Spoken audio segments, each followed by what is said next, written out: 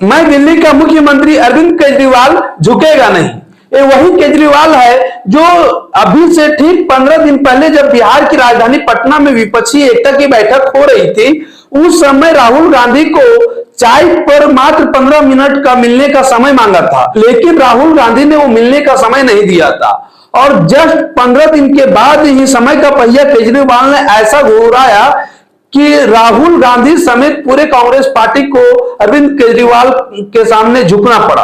आज इसी मुद्दे पर एक विशेष चर्चा आप लोगों के साथ होगी। उससे पहले मेरा राम सलाम स्वीकार कीजिए। मैं संजीव कुमार, आप देख रहे हैं हमारे social media platform the voice of public one. क्या आपको पता है कि विपक्षी एकता के नाम पर अरविंद केजरीवाल और राहुल गांधी में घमासान युद्ध चल रहा था, जिसमें चित भी अरविंद केजरीवाल के हाथ में था और पट भी अरविंद केजरीवाल के हाथ में था।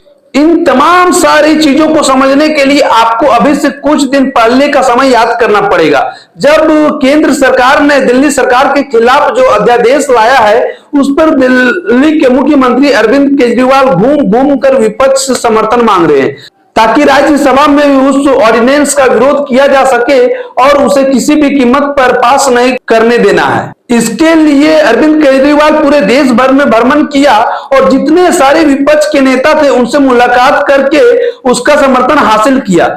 लेकिन जानते हैं, कांग्रेस पार्टी एक ऐसी राजनीतिक पार्टी है जो इस मुद्दे पर अपना पत्ता नहीं खोल रही थी। वो बार बार अरविंद केजरीवाल को टाल मटोल कर रही थी कि मानसून सत्र को आने दिया जाए, तब कांग्रेस अपना स्टैंड क्लियर करेगी। लेकिन अरविंद केजरीवाल भी जिद पर अड़ गए थे कि नहीं, मैं उतना मानसून सत्र का इंतजार नहीं करूंगा। आपको विपक्षी एकता की जो बैठक कर रहे हैं उससे पहले ही आपको क्लियर करना पड़ेगा कि आप इस पर क्या स्टैंड लेते हैं। कांग्रेस बार बार केजरीवाल को मनाने का कोशिश कर रही थी, लेकिन अरविंद केजरीवाल अपने जिद पर अड़े थे। फिर बिहार की राजधानी पटना में 23 जून को विपक्षी बैठक हुई, उसमें भी अध्यादेश का चर्चा अरविंद केजरीवाल ने छेड़ा और इस बैठक में अरविंद केजरीवाल और मल्लिकार्जुन खड़गे के बीच में एक खट्टी मीठी नोकझोंक भी हुई उस अध्यादेश को लेकर। उसके बाद क्या हुआ, अरविंद केजरीवाल का पारा हाई हो गया। उन्होंने आप दिखाना था, बैठक जैसे ही समाप्त हुई, प्रेस कॉन्फ्रेंस में हिस्सा नहीं लिया और सीधे वो फ्लाइट पकड़ के अपना दिल्ली वापस आ गए और आते ही अपने ट्विटर हैंडल से ट्वीट किया कि जब तक कांग्रेस पार्टी इस अध्यादेश पर अपना स्टैंड क्लियर नहीं करती है, आने वाले किसी भी विपक्षी एकता की बैठक में आम आदमी पार्टी शामिल नहीं होगी। उसके बाद जानते हैं कि 17-18 जुलाई का एक बेंगलोर में बैठक तय किया गया कि विपक्षी एकता का दूसरा बैठक बेंगलोर में किया जाएगा। और इससे पहले अरविंद केजरीवाल पूरी तरह से दबाव बनाते गए कि मैं शामिल तभी रहूंगा जब कांग्रेस पार्टी अपना स्टैंड क्लियर करे। तो फिर कांग्रेस पार्टी दबाव में आ गई और सोनिया गांधी अपने नेताओं को शनिवार शाम को चाय पर बुलाया, जिसमें से फैसला लिया गया कि नहीं, अरविंद केजरीवाल के जो ऑर्डिनेंस के खिलाफ कांग्रेस पार्टी उसका भाजपा का विरोध करेगी। लेकिन जानते हैं, जब वो अपना स्टेटमेंट जारी की तो अरविंद केजरीवाल का नाम नहीं लिया।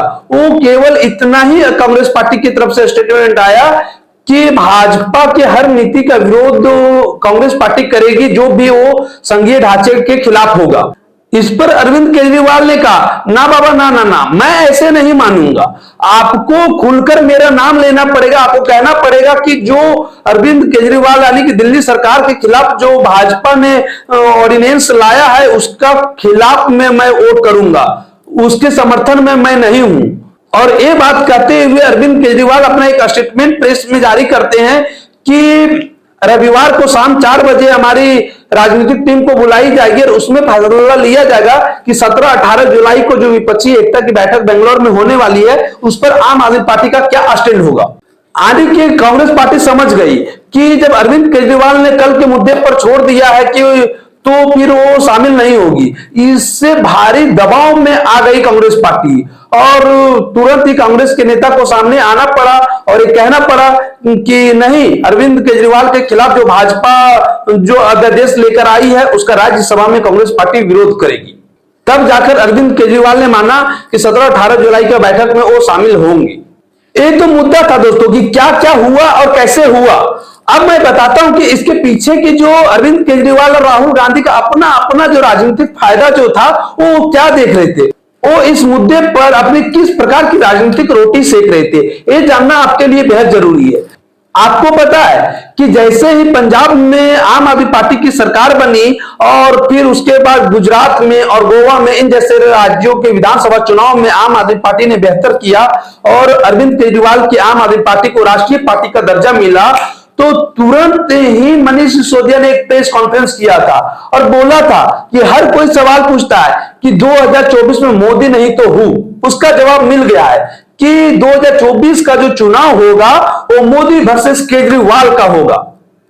और आपको शायद नहीं पता होगा कि हालांकि अरविंद केजरीवाल बार बार विपक्षी एकता की बैठक में शामिल हो रहे हैं और वो बोल रहे हैं कि विपक्षी एकता बनकर रहेगी, लेकिन वो अपने स्टैंड पर क्लियर है। वो जो मोदी वर्सेस केजरीवाल की जो राजनीति है आम आदमी पार्टी की, वो अभी भी चल रही है। और जो बीते 24 घंटे में जो आम आदमी पार्टी और कांग्रेस पार्टी के द्वारा किया गया है, आने की कांग्रेस पार्टी जब समर्थन करने के लिए तैयार हो गई है अरविंद केजरीवाल का उस अध्यादेश के खिलाफ में और अपना स्टेटमेंट जो प्रेस में जारी की है, उसके बाद केजरीवाल भी फंस गए हैं और कांग्रेस पार्टी भी फंस गई है। मैं बताता हूं आपको कि दोनों ही राजनीतिक दल कैसे फंसे हैं। पहला मैं चर्चा करता हूं कांग्रेस का। दिल्ली और पंजाब के कांग्रेस इकाई के जितने सारे नेता और कार्यकर्ता हैं स्पष्ट रूप से ऑन रिकॉर्ड चिल्ला चिल्ला कर कह रहे हैं नहीं नहीं नहीं नहीं, केजरीवाल के साथ किसी भी प्रकार का समझौता नहीं करना है, अरविंद केजरीवाल के साथ किसी भी प्रकार का गठबंधन नहीं करना है, ना ही तो उस अध्यादेश के खिलाफ हमें वोटिंग करनी है राज्यसभा में। हमें अरविंद केजरीवाल को किसी भी कीमत पर दिल्ली में और मजबूत नहीं बनाना है, क्योंकि अरविंद केजरीवाल ही वो बंदा है जो पानी पी पी कर गांधी परिवार को दिन रात गरियाता है। अरविंद केजरीवाल ही वो बंदा है जो कांग्रेस को इतना डैमेज किया जितना डैमेज भारतीय जनता पार्टी ने नहीं किया है। अरविंद केजरीवाल वही बंदा है जो अपन दिल्ली में जैसे ही मुख्यमंत्री बनते हैं, वो जो राहुल गांधी के पिता और सोनिया गांधी के पति, उनको जो भारत रत्न मिला है उन्हें वापस लेने के लिए अपने विधानसभा में रेजुलेशन पास करवाते हैं। पंजाब में सत्ता से बाहर कर दिया, गोवा में नुकसान पहुंचाया, गुजरात में नुकसान पहुंचाया, दिल्ली से में सत्ता से बाहर कर दिया, जीरो पर ले आया। तो भैया इस कंडीशन में हम क्यों अरविंद केजरीवाल का साथ दें? लेकिन क्या सोनिया गांधी को, राहुल गांधी को पीएम बनाना है, चाहे वो किसी भी कीमत पर, चाहे कांग्रेस पार्टी रहे या कांग्रेस पार्टी ना रहे। इसलिए कांग्रेस पार्टी ने समर्थन किया और जब कांग्रेस पार्टी ने समर्थन किया तो इतना मान के चलिए कि अब कांग्रेस के साथ दो चीजें हो सकती हैं दिल्ली और पंजाब में। क्या क्या होगा? पहला तो वही हो सकता है कि दिल्ली में भी कांग्रेस पार्टी टूटेगी और पंजाब में भी कांग्रेस पार्टी टूटेगी। और दूसरा कंडीशन है, यदि कांग्रेस पार्टी वहां नहीं टूटती है तो फिर शायद वहां पे चुनाव हार जाए, लोकसभा का चुनाव जीतने से नहीं चले या विधानसभा का चुनाव फिर दिल्ली और पंजाब में जीतने से चले नहीं कांग्रेस वाले।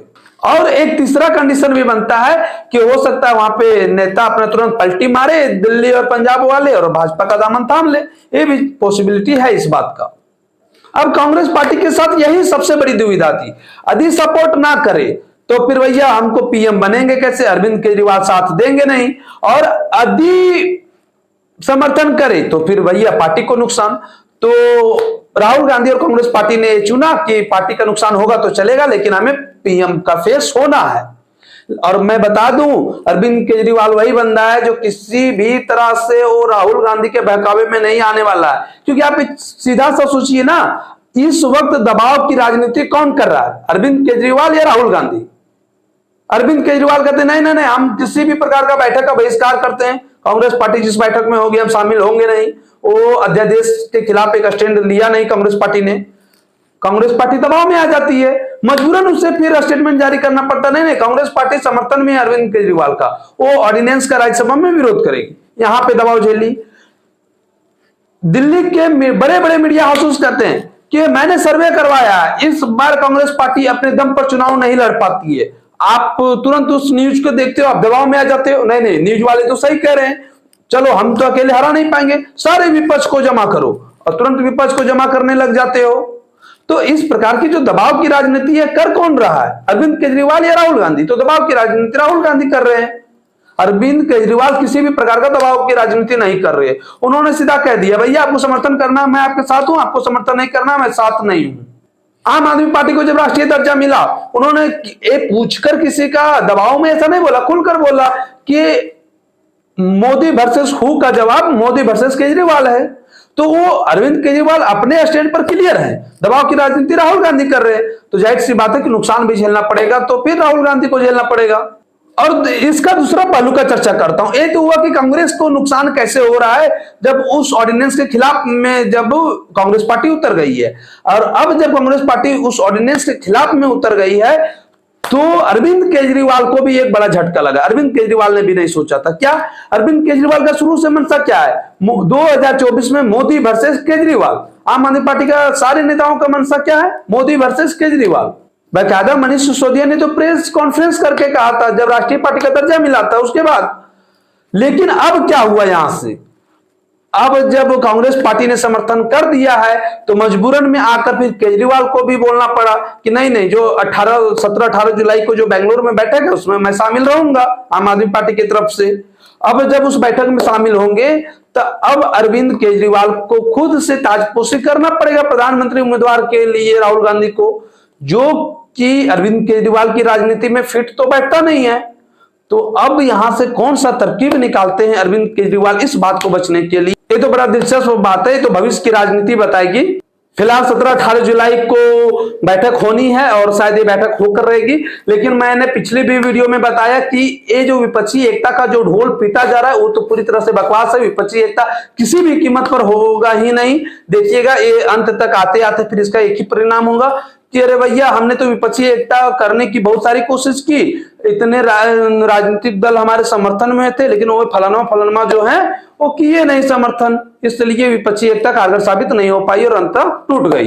यही चीजें होने वाली हैं और इसकी शुरुआत अभी से हो चुकी है। बाकायदा पश्चिम बंगाल के मुख्यमंत्री ममता बनर्जी ने इस बैठक में जाने से मना कर दिया। उन्होंने अपने पैर में दर्द को इसका वजह बताया और वो अपने जगह पर अपने भतीजे अभिषेक बनर्जी को शायद भेजने वाली है। इसके बाद से सोनिया गांधी ने उन्हें फोन करके मनाया। दोबारा से ममता बनर्जी ने क्या कहा? नो, मैं तो नहीं जा पाऊंगी। तो कहीं ना कहीं ममता बनर्जी को ना जाना भी विपक्षी एकता से दूरी को दिखा रहा है। अब यहां से आगे ममता बनर्जी क्या स्टैंड लेगी वो तो जल्द ही आपके सामने होगा। ये वीडियो कैसी लगी और विपक्षी एकता के बारे में आप क्या सोचते हैं और 2024 में प्रधानमंत्री के तौर पर आप किसे देखना चाहते हैं? बाकायदा आप कमेंट करके बताइए। कमेंट सेक्शन आपके लिए खुला है। फिर मिलेंगे आपसे अगली वीडियो में, तब तक के लिए इजाजत दीजिए। जय हिंद, जय भारत।